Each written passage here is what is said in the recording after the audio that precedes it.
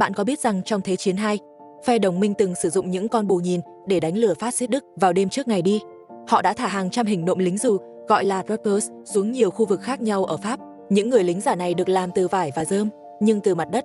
Chúng trông giống hệt lính dù thật, một số còn được trang bị thiết bị tạo âm thanh mô phỏng tiếng súng, khiến quân Đức tưởng rằng đang bị tấn công thực sự. Kết quả là quân Đức vội vã điều động lực lượng tới các khu vực sai lệch, rơi vào đúng cái bẫy của phe đồng minh. Chiến thuật nghi binh thông minh này, một phần của chiến dịch Titanic, đã khiến quân Đức phân tán lực lượng, tạo điều kiện thuận lợi cho cuộc đổ bộ Normandy thành công và mang lại lợi thế quan trọng cho phe đồng minh trong cuộc chiến.